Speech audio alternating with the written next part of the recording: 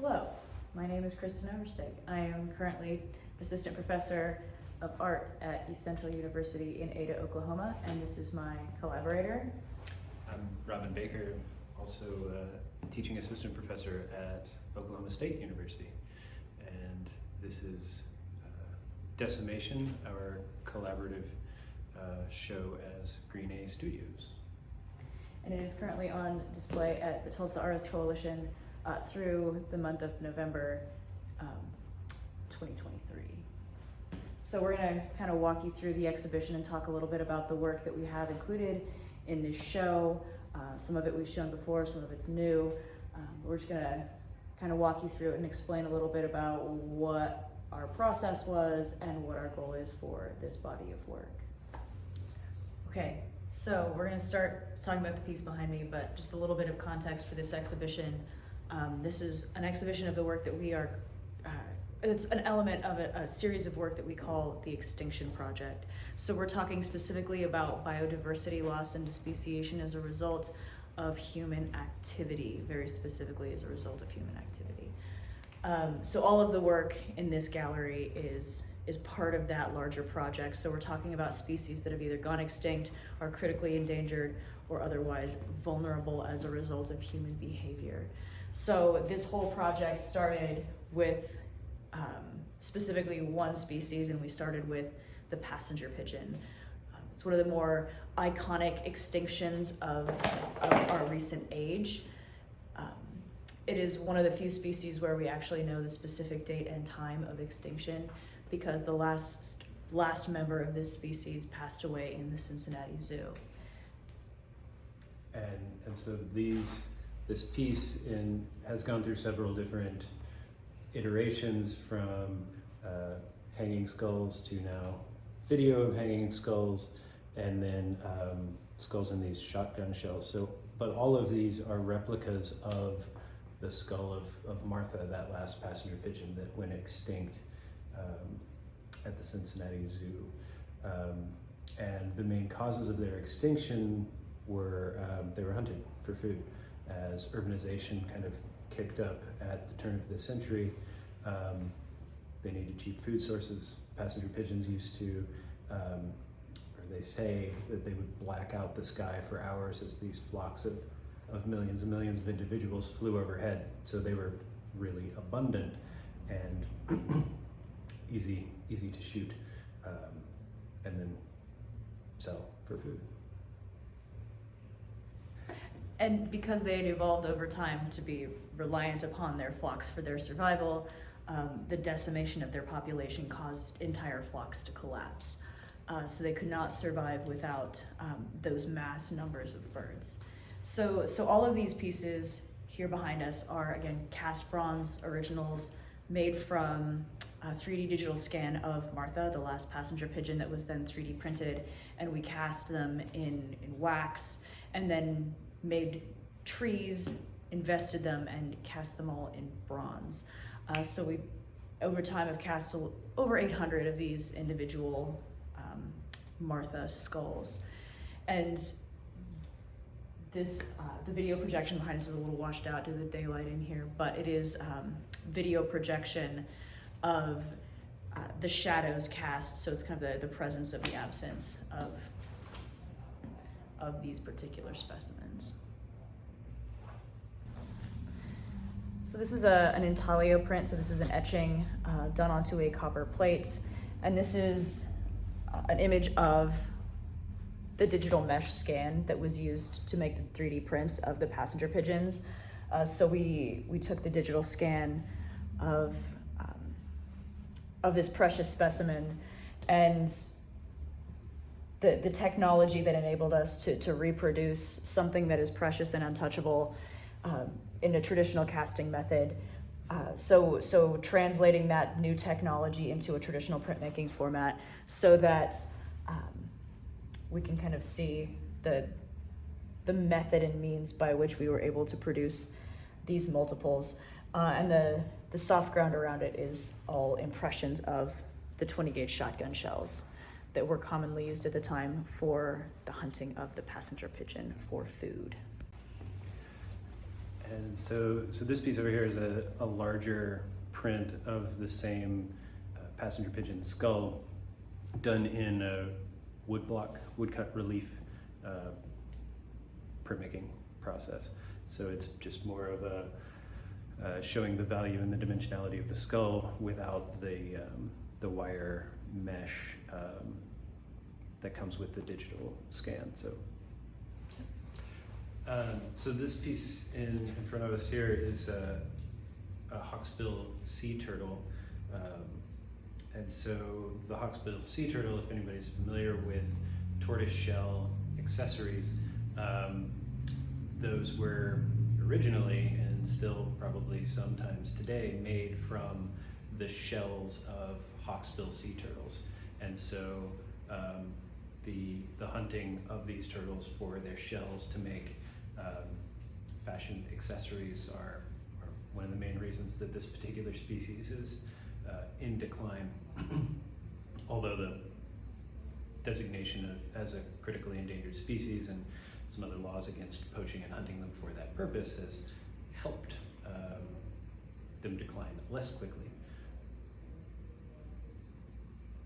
Yeah, so this is one of the first species that we also scanned ourselves.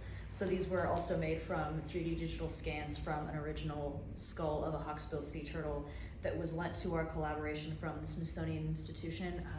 Much gratitude toward the Smithsonian Institution Department of Reptiles and Amphibians for lending us some of these species that we could then scan and use the digital scans of these precious specimens to reproduce and make these skulls in bronze. And the shell itself is sculpted in porcelain. So this little guy here is a black-bearded saki. It's a primate indigenous to the Amazon rainforest, and it's going extinct or in decline because of habitat fragmentation.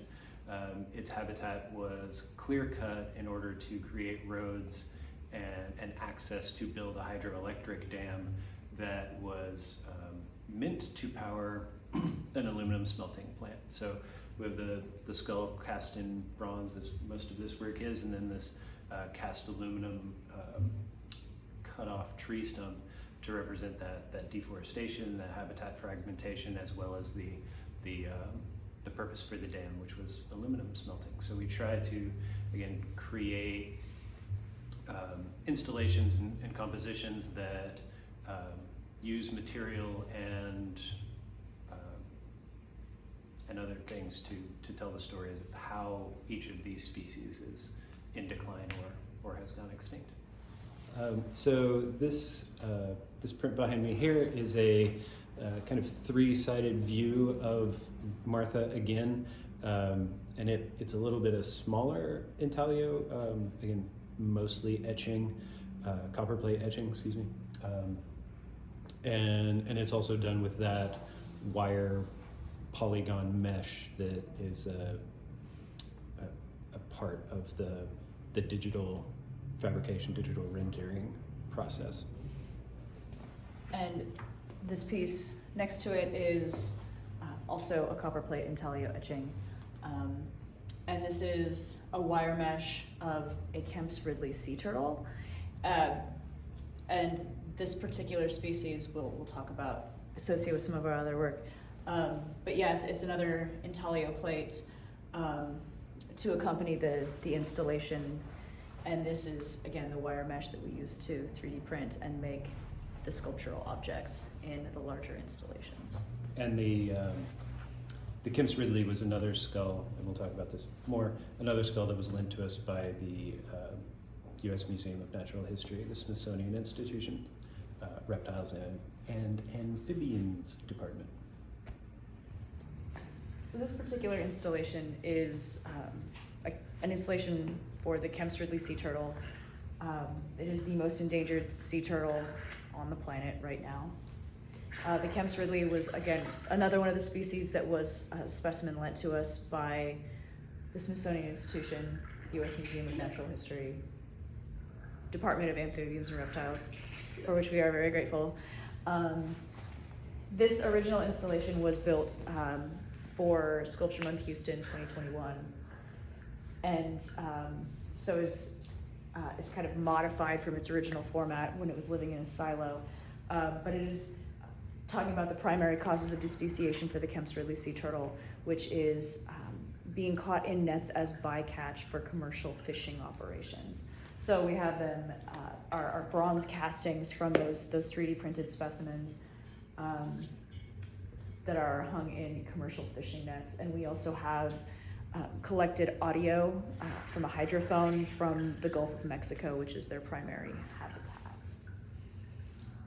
So we wanted to show you all a closer view of these Kemp's Ridley sea turtle skulls and talk a little bit about one of the reasons that we use bronze is first for its kind of semi-preciousness and art historical value, but it also allows us to create a bunch of different colors with different patinas. So this white is a titanium bismuth nitrate white, the cupric nitrate hot patina on this one, and then right down here that we can kind of see the really dark blue one is from ammonia fuming. So several different processes of applying color to bronze castings using a variety of heat and chemical patina processes.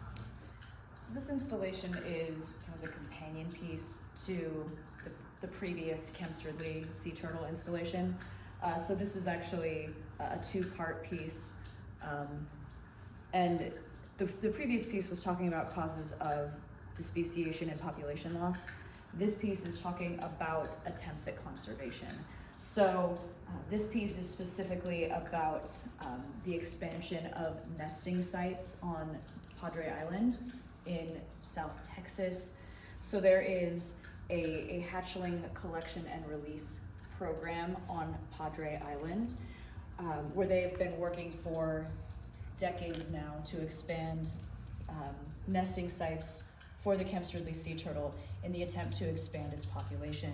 So in Texas, you can drive on the beaches, and if you happen to be driving or camping or recreating on Padre Island National Seashore and happen to come across a nest or a nesting Kemp's Ridley sea turtle, you can call the hatchling hotline and they will come out and collect the clutch of turtle eggs in these very high-tech styrofoam coolers using beach sand, and they will incubate those eggs, and then they do periodic hatchling releases where they will release all the small hatchlings onto the beach so that they can travel out into the Gulf of Mexico with the belief that if they're imprinted on that beach, they will return back to that beach in order to lay their own eggs. And they've had a lot of success in terms of population increase. So this is the happy story of conservation work, doing really effective things to bring back a population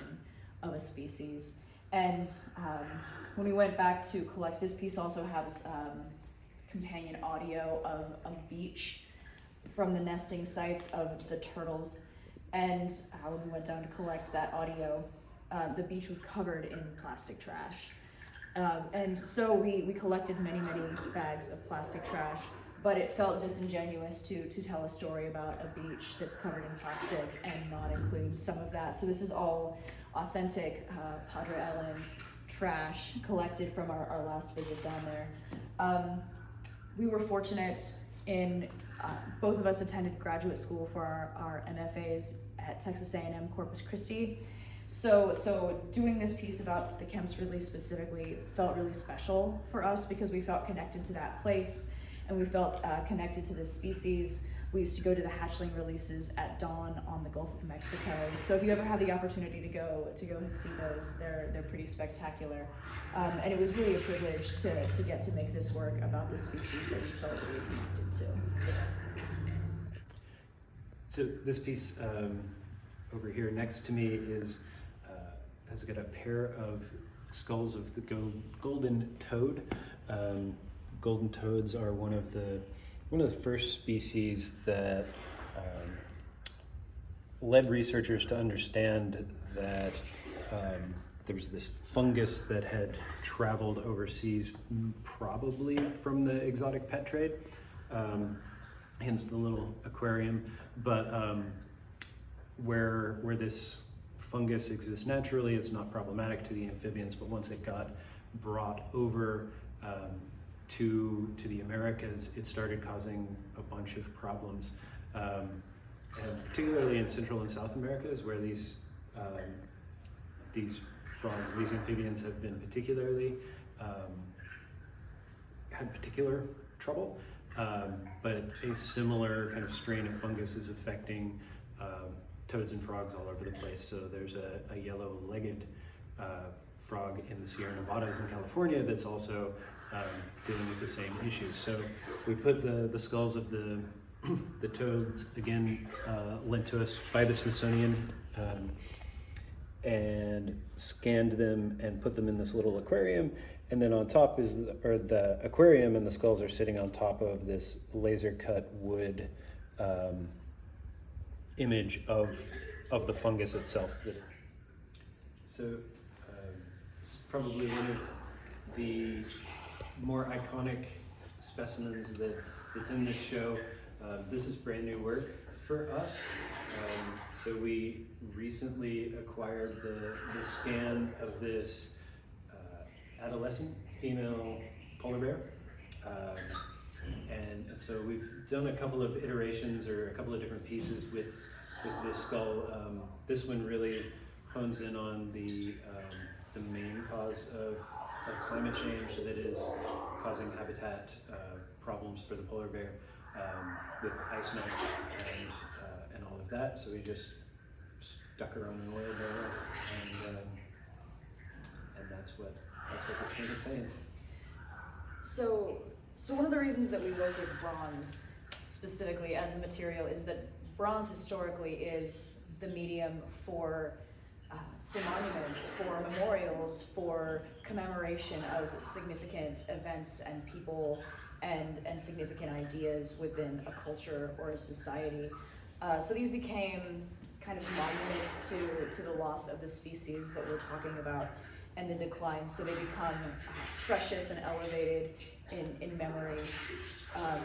And this particular casting, we actually had to 3D print in multiple parts because she is large. She's smaller than a full-grown polar bear, but we had to print her in multiple parts and then cast it in wax, make a rubber mold, cast it in wax, and then make the castings from that lost wax process.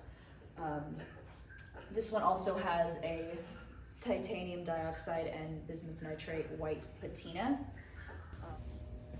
Hey, so this is one of the last piece that we're going to be talking about, and this is another installation that includes that same polar bear skull, but instead of bronze, these are cast in iron. Iron as a material is what allowed the Industrial Revolution to happen, and so cast iron as a material carries this historic significance of industrialization that led to the climate crisis that we are currently experiencing. Yeah. So, the Industrial Revolution was one of the early phases of this climate catastrophe, where we are, as a species, launching massive amounts of CO2 into the atmosphere. And again, talking about climate change is the primate cause for loss of sea ice and habitat for the polar bear. So we decided to organize this piece in kind of rings of